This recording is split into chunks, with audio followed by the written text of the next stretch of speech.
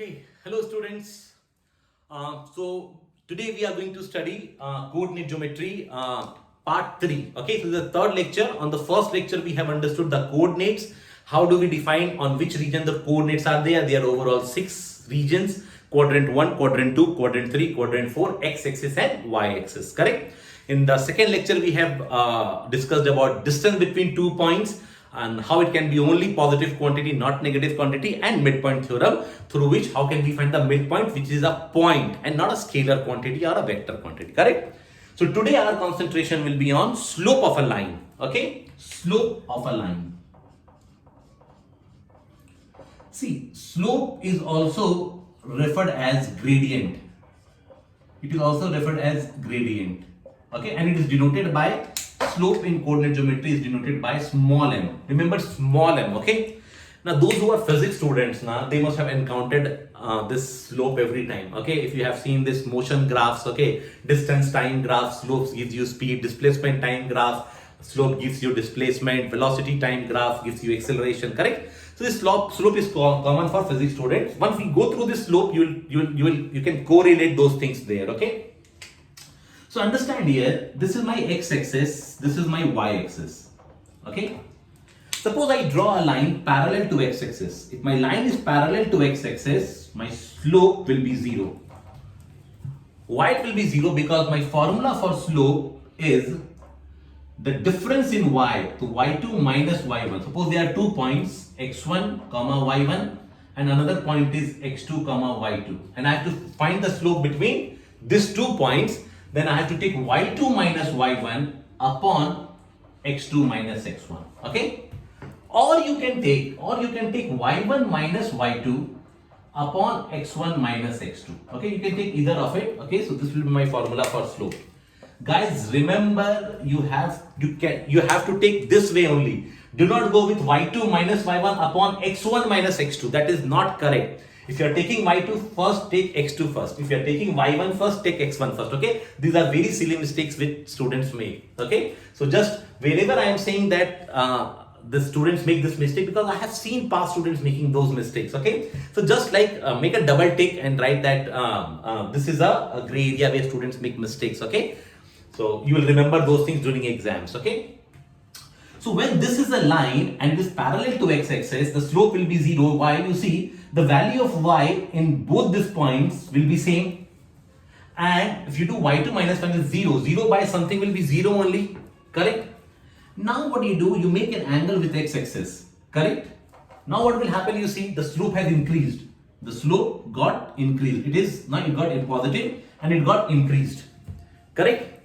Now if you make more slope, okay, it becomes more, okay, than the previous one. The slope is increasing. As this point moves like this, okay, the slope is increasing, and if you see here, at this point the slope is 1 by 0, which is undefined, which is infinity. If you see this line, slope is infinity. Yes or no? So from the figure it might be clear that right now slope is 0, it increases, and here it becomes infinity. Infinity means 1 by 0. Correct? So in this way slope increases, and the formula for slope is y2 minus y1 upon x2 minus x1, or this one. You can choose any one of them. So hope this slope is clear to you. Correct? Now there are two conditions based on slope. I'll quickly cover that. If two lines are parallel, so first I am taking the concept of parallel lines. Parallel lines. So there are two lines which are parallel to each other. Okay, they are parallel to each other. Parallel to each other means like a railway track. They never meet. So here I can say that if this line has a slope m1 and this line has a slope m2, so if they are parallel, then their slope will always be equal. Okay? If they are the lines are parallel, the slopes are always equal. Okay? On the other hand, the second concept is about perpendicular lines. Perpendicular lines.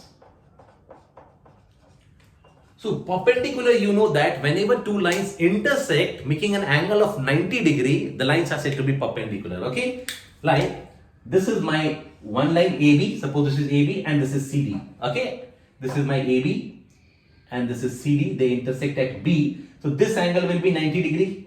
Correct? So this is known as perpendicular when two lines are intersecting at 90 degree. Okay. So let the slope of line AB be M1 and let the slope of line CD be M2.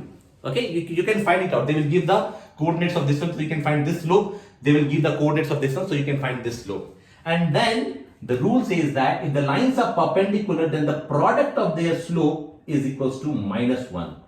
Okay, the rule says that the product of their slope, if you multiply both of them, it will be equals to -1. So sometimes how do they give question is that they say that these lines are perpendicular to each other. Okay, they say that these lines are perpendicular to each other and the slope of M1 is given and they ask you to find M2.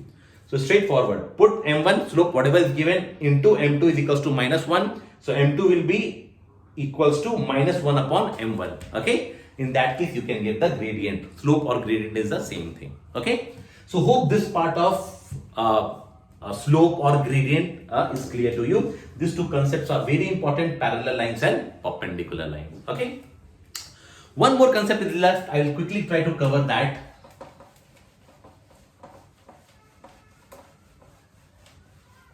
Okay, so sometimes in question they ask you equidistance question. Okay, equidistance means, what does equidistance means? Equidistance means, if I say that this point A, which is x comma y, is equidistant from another point B and C. If I say that A is